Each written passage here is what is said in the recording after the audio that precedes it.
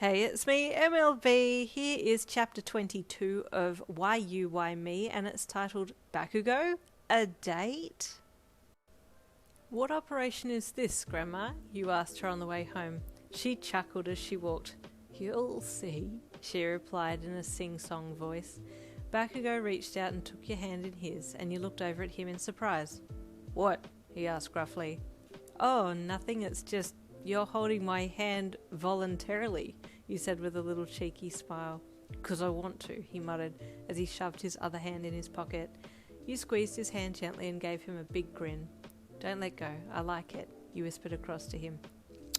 He said, looking away to hide the small blush across his cheeks. He walked you and your grandma home and gave you a quick peck on the lips before turning and heading for home. You go on in, Grandma, I'm just going to say a proper goodbye to Katsuki. Katsuki? She replied in surprise, an eyebrow raised. Yeah, he asked me to call him by his first name tonight, you said, shyly avoiding eye contact and fiddling with your fingers. Your grandma grinned. I'm glad to hear it. Your eyes met hers and you gave her a relieved smile. Go, dear, I'll make an excuse for you, your grandma said with a wink. Don't be too long, though, she called as you raced out the gate. Bakugou had already disappeared around the corner, and you sprinted to catch up to him before he got too far away. You rounded the bend and saw him in the distance. Katsuki! You called as you started to run again. He spun around the minute that he heard your voice. In! He called, his eyes wide, worried that something had happened. He started back towards you but noticed the big grin on your face as you got closer to him and realised you were okay. You were still running fast and he could tell that you didn't plan on slowing anytime soon, so he dropped into a slight squat and held his arms out, indicating to you to just run and jump into them. You understood his non-verbal cues and leapt at him, and he grabbed you into a bear hug and spun you around to wash some of the speed off that you'd collected. What's up, baby? He said lowly, your heart skipping a beat at his use of the word. He certainly didn't strike you as the type to use pet names, but his deeply rich voice made it sound that much sweeter. I just wanted to give you a proper kiss goodbye, he said between huffs. He smirked and kissed your forehead. Well then, give me a proper kiss goodbye, he said in a provocative tone. He still had you wrapped in his arms and he waited for you to make the first move, placing you gently back down on the ground. You stretched up and kissed him smack on the lips, parting yours ever so slightly to invite him to deepen the kiss if he wanted to, which he did, and he took the invitation instantly. You let your hands roam his body, gliding your fingers down his insanely cut abs.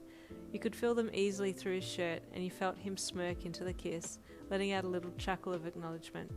You like those, don't you? He said, kissing you again. Mm-hmm, you mumbled in agreement, your fingers finding the base of his shirt and sliding underneath. He shuddered as your soft fingers caressed his warm flesh, and you ran your hand around his back and slid them up to his shoulders and dragged them tantalizingly slowly down his back, letting your nails scratch him ever so gently. He moaned. Yen, the way you drag your fingers down my back like that. You were starting to make him lose his control again, for the second time that night. You kissed him one last time, then pulled away. I'd better get going now, you said cheekily. Oh, no you don't, he growled playfully, grabbing your wrists and pulling you back into him again. You squealed and giggled as he kissed and bit you lightly down your neck. Katsuki, you squeaked.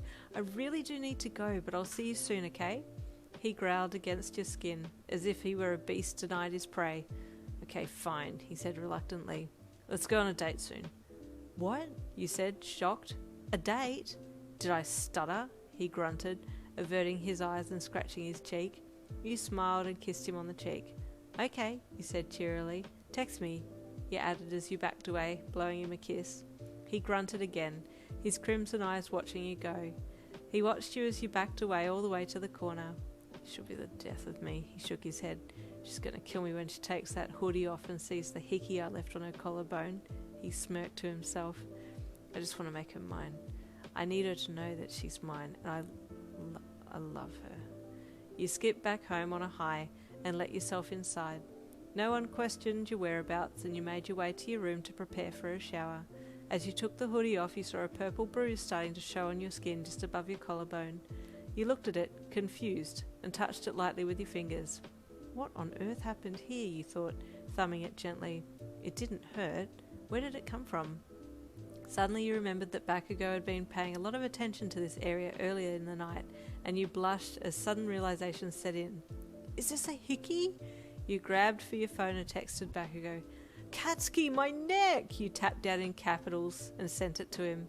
He sent back a devilish smiling emoji and the words, just so they know you're mine. Who? My family?